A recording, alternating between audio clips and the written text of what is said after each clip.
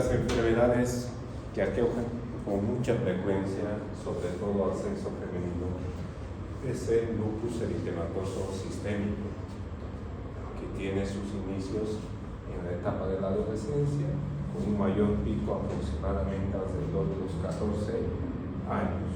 ¿Ya? Esta enfermedad sistémica puede afectar cualquier órgano, y preferentemente uno de los órganos que afecta con mayor frecuencia es el riñón, donde produce esta enfermedad que se llama nefritis lúpica o glomerulonefritis lúpica.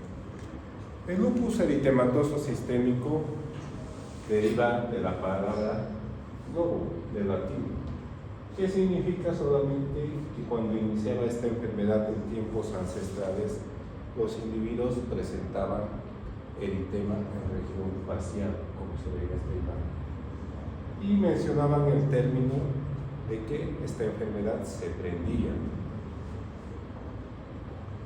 Y actualmente utilizamos ese término, ¿no? Que dice que cuando el lupus está activo es cuando se quema, porque todo el organismo está en una respuesta inflamatoria sistémica generalizada. Entonces, el lupus eritematoso sistémico se define como una enfermedad de etiología autoinmune sistémica, en la cual existe la formación de autoanticuerpos de tipo IgG. Estos autoanticuerpos van con diferentes componentes de las células, que pueden ser componentes nucleares, componentes de la superficie celular o componentes que se encuentran en la membrana plasmática.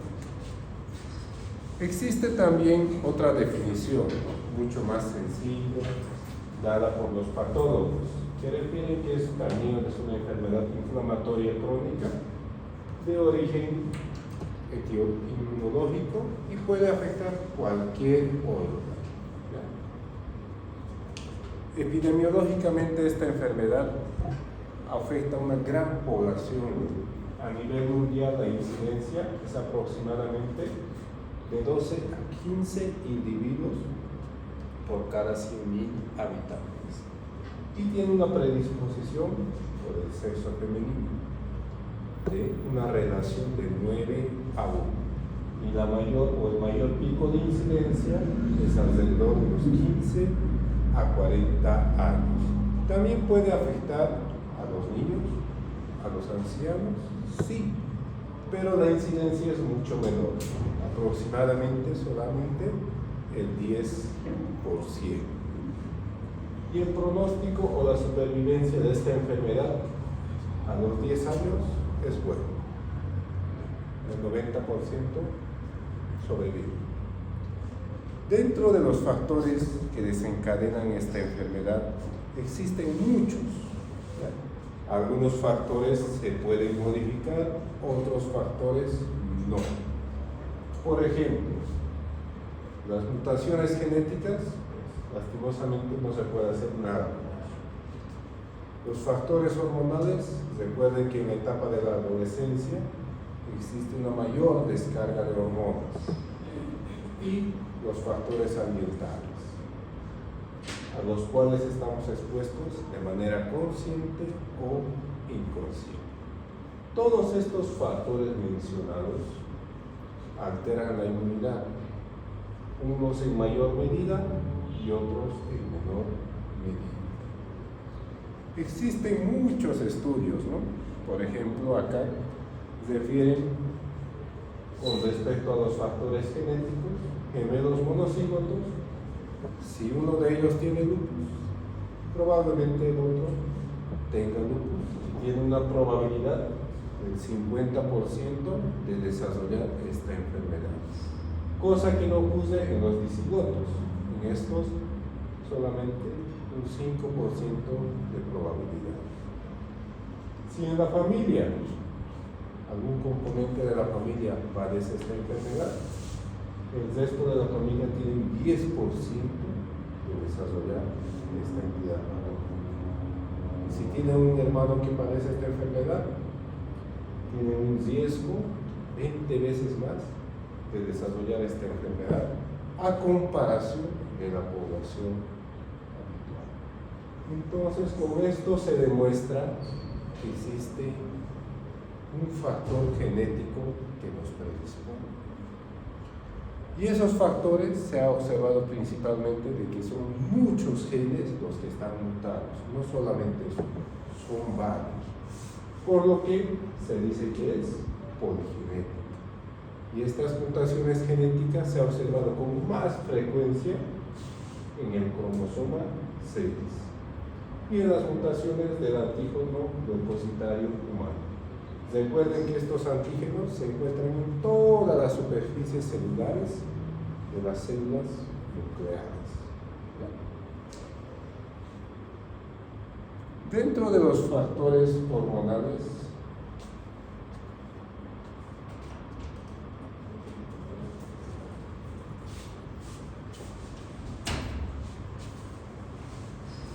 ya se sabe actualmente, pues es una enfermedad más frecuente en el sexo femenino.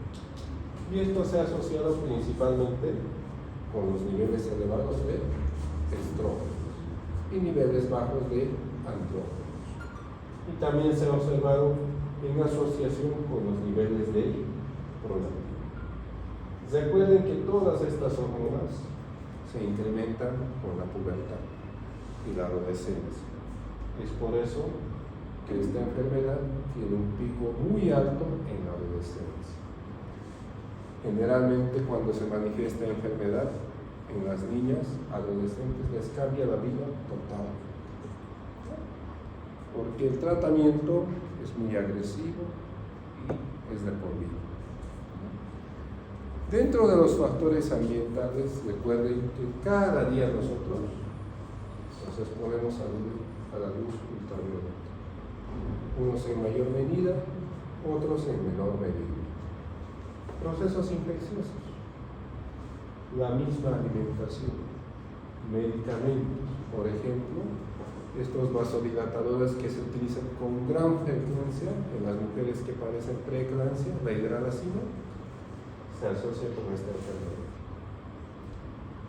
Exposición a los diferentes tóxicos. Y muy interesante, los tintes en el cabello, que se utiliza muy frecuente y de manera muy común en nuestro medio. Como ven, existen muchos factores. Y cuando existen muchos factores, pues la causa es multifactorial. Como por ejemplo en este resumen se menciona el componente genético, el componente ambiental, las enfermedades que pueden generar alteración en la regulación de la inmunidad, el componente hormonal y los factores genéticos predisponentes.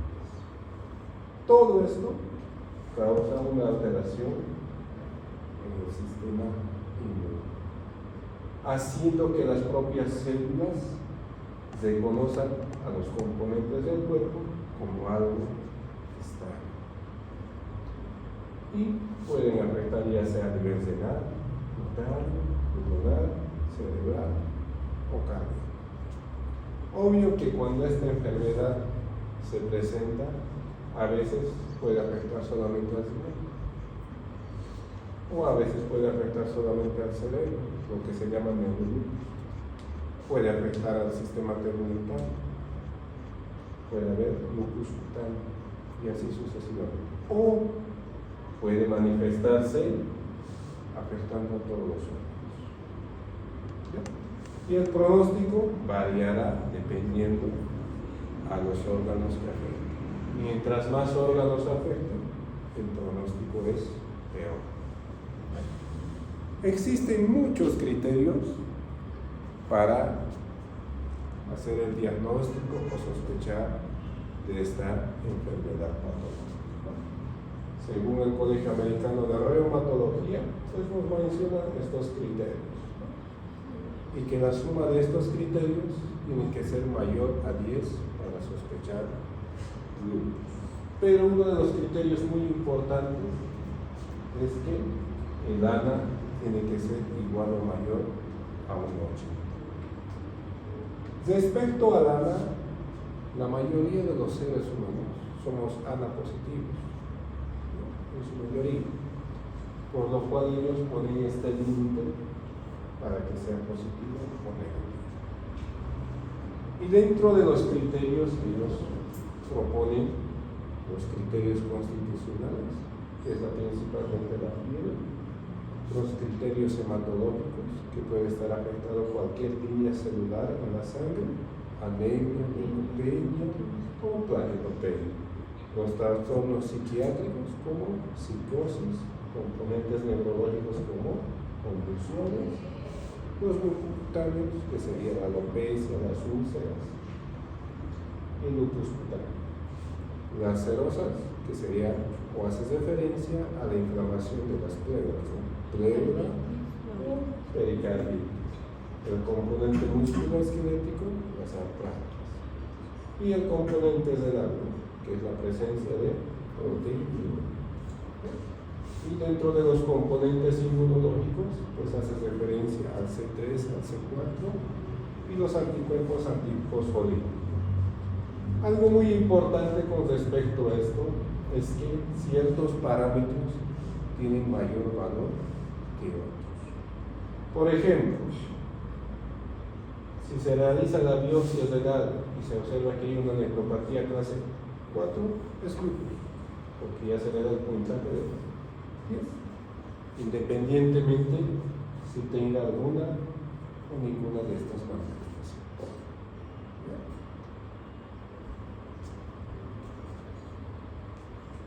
Entonces, esta enfermedad sistémica, como mencionábamos, podría afectar a cualquier órgano, pero en esta clase solamente vamos a ver la afectación a nivel renal.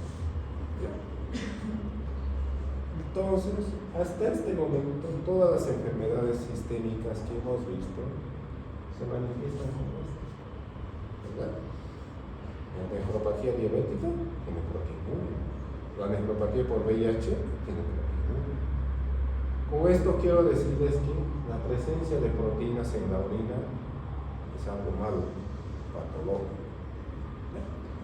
Entonces, según la Asociación Americana de Reumatología, la nefropatía lúpica se define como una proteinuria persistente mayor a 500 miligramos en un lapso de 24 horas o la presencia de cilindros celulares. Pero como criterio es que el paciente tiene que padecer lupus. Entonces la presencia de proteinuria o cilindros celulares nos harán sospechar de esta enfermedad. Existe otra definición, ¿verdad? Según la SBI, los componentes son los mismos. Presencia de proteinuria, los cilindros, pero acá agregan la presencia de los anticuerpos antinucleares o antivirales.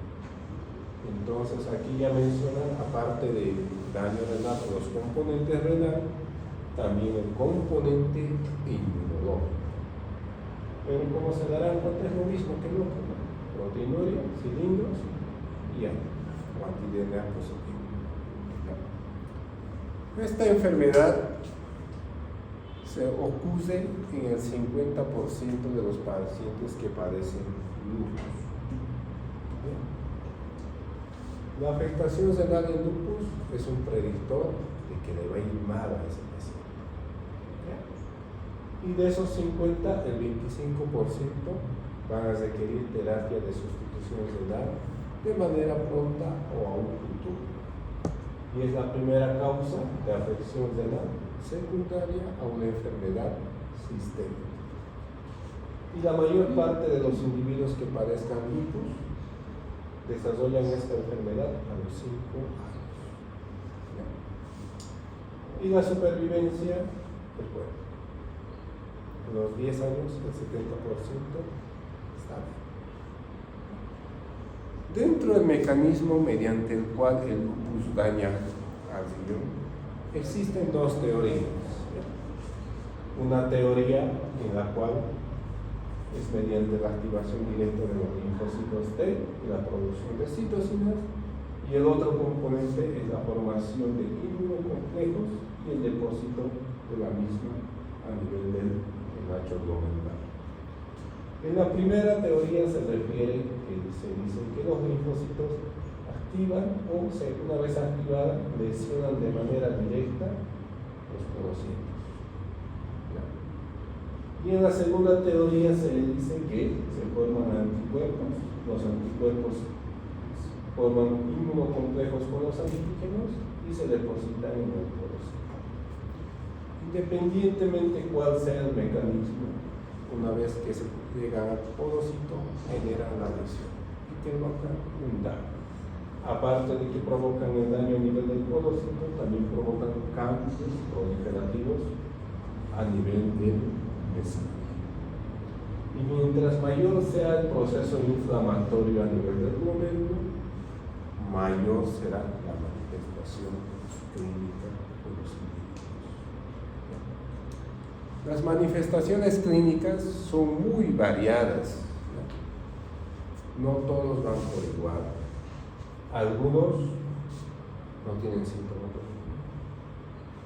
otros tienen un proceso inflamatorio activo y crónico con presencia de proteinuria y hematuria. Otros desarrollan insuficiencia renal crónica terminal en menos de 3 meses, a lo que se llama glomerulonefritis rápidamente progresiva. Otros individuos usan como síndrome nefrótico, o sea, proteinuria nefrótica. Y otros, a pesar de cualquier tratamiento que se realice, se van deteriorando. Entonces, las manifestaciones clínicas son muy variadas y dependerá mucho de varios factores. Pero algo en común que se ha observado en el 100% de los casos es que estos individuos tienen proteinuria, ya sea una proteinuria significativa o una proteinuria nefrótica. En segundo lugar, se ha visto principalmente alteraciones tubulares, la presencia de hematuria microscópica, o serían los cilindros eritrocitarios, y disfunción renal. Pero pueden presentar cualquiera de estas sintomatologías. Para hacer el diagnóstico, aparte de la sospecha de que tenga un paciente lupus, proteinuria, se tiene que realizar biopsia renal. La biopsia renal está indicado cuando estos individuos tengan un sedimento activo, un deterioro de la función renal de manera inexplicable y la presencia de proteinuria. La biopsia renal nos va a servir para muchas cosas. Primeramente, para establecer el diagnóstico, para clasificarlo de manera correcta y adecuada, porque respecto a la nefritis lúpica hay varios subtipos que vamos a ver después, para ver si está activo o no está activo la enfermedad, para ver cuán dañado está el riñón. Si está muy dañado, pues el pronóstico mal, y para un tratamiento óptimo, porque el tratamiento no va a ser el mismo para una nefritis lúpica clase 1 que para una nefritis lúpica clase 4. Es muy variable. El tratamiento no es igual para todos.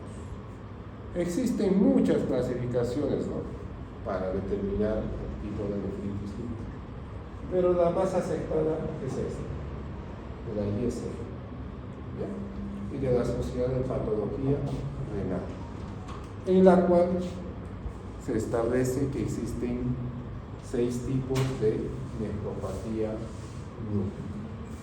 La clase 1, denominada también nefropatía lúpica clase 1 mesangial mínima, hace referencia a que no existen cambios a nivel del renal glomerular, o si existe, solamente son la presencia de depósitos mesangiales.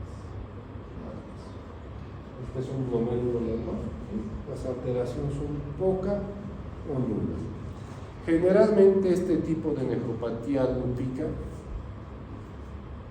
son asintomáticos, no son esas nefritis silentes, o pueden presentar solamente la presencia de hematuria. En estos casos, la indicación es la vigilancia de la producción renal, de manera continua, cada 3 o cada 6 meses, dependiendo. En la nefropatía lúpica clase 2, o proliferación mesangial, como su nombre lo dice, proliferación mesangial, y en el mesangio se va a observar mayor cantidad de células en el intestino. Y en la inmunofluorescencia ya puede haber depósitos debajo del subendotelio o subepitelio.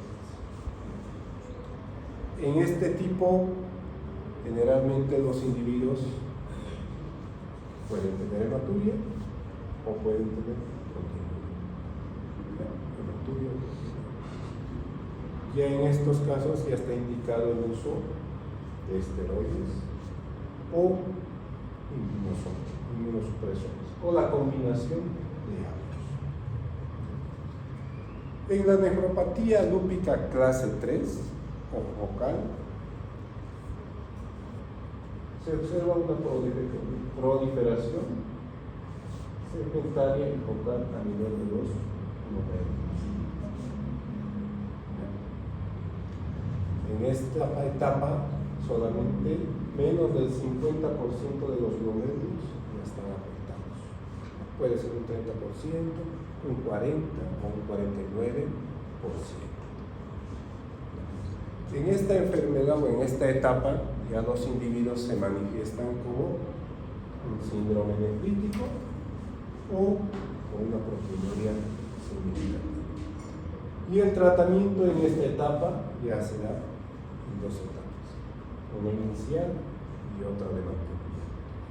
En la etapa inicial se recomienda uso de esteroides más inmunosupresor, y en la de mantenimiento se recomienda ya uso del miclofenolato o azathioprina. En la nefropatía lúpica clase 4, que es la más frecuente y la más agresiva, en esta etapa ya hay afectación de más del 50% del penacho glomerular. Y en la inmunofluorescencia se va a poder observar los diferentes depósitos. Los depósitos son estos puntos blancos que observan, son esos. Y estos individuos se pueden manifestar ya como un nefrítico o nefrótico, o pueden tener ambos. Usan generalmente con deterioro de la función renal. Y el tratamiento inicial es un tratamiento agresivo.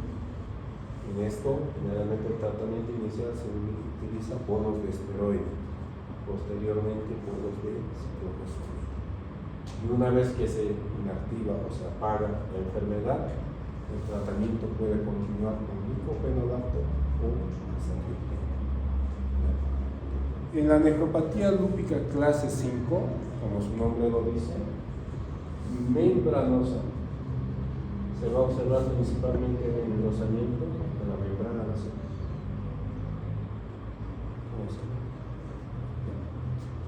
En este lugar. Estos individuos se manifiestan principalmente como un síndrome nefrótico.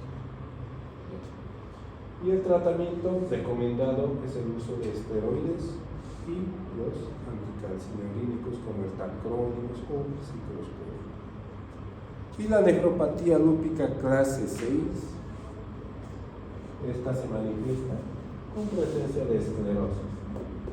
Todos los puntos azules que ven en la esclerosis del penacho glomerular. Obvio que, según la literatura, la nefropatía clase 1, 2, 3, 4, 5 se subdividen en subtipos 1, 2, 3 y 4. Pero eso no tiene finalidad en este momento para ustedes, ¿no? Esa clasificación es más para los patólogos y los nefrólogos. Cuando ya está en la nefropatía lúpica clase 6, El riñón está totalmente esclerosado, sintomatología de enfermedad renal crónica, y pues tratamiento no existe ya en este tipo, y solamente se considera el tratamiento sustitutivo. Aparte del tratamiento que existe específico para cada nefropatía lúpica, se puede utilizar otros medicamentos, como antiproteinúricos o SIE. Para las dislipidemias, las estatinas. Para evitar el efecto troncoagulante, la aspirina. Se puede utilizar también suplementos de calcio y vitamina D. Y como forma parte también del tratamiento coagulante, la hidroxicloroquina. A veces es necesario realizar una segunda biopsia. ¿Por qué? Porque a veces nos podemos equivocar y no haber sido lupus y ser otra enfermedad. Las indicaciones de una nueva biopsia son de lista de tratamiento, pero no es lo único que aparece en la proteína. Se tiene que biopsiar. Se está deteriorando más rápido la función renal, hay que biopsiar. No responde al tratamiento, ¿qué pasó? Hay que biopsiar. Ver la actividad y la cronicidad de la enfermedad y que no haya sido lupus y haya sido otra enfermedad. Estos pacientes tienen que seguirse de por vida y dependerá de la gravedad con la que pasen. Cada mes, el primer medio año, y luego cada 3 a 6 meses de por vida. A pesar de a veces del tratamiento que instauramos, la enfermedad progresa y progresa y progresa. A lo mejor, pues termina en una terapia dialítica. Son candidatos a cualquier tipo de terapia dialítica, que ya sea hemodiálisis o diálisis peritoneal. Si en el centro donde vayan a trabajar hay hemodiálisis, pues será hemodiálisis. Si en el centro donde trabajan hay diálisis peritoneal, pues será diálisis peritoneal. ¿Estos individuos se pueden trasplantar? Sí, pero se tienen que cumplir ciertos requisitos. Y el requisito es ausencia de lupus por lo menos por un año. Porque si no se cumple este criterio, lo más seguro que cuando ocurra el trasplante renal, esta enfermedad se va a reactivar en el riñón. A pesar de eso, existe una recidiva de un 8%. O sea, existe el riesgo, a pesar de que la enfermedad ya está controlada, está negativa por más de un año, existe el riesgo de que casi el 10% de que se reactive nuevamente. ¿Dudas de lupus?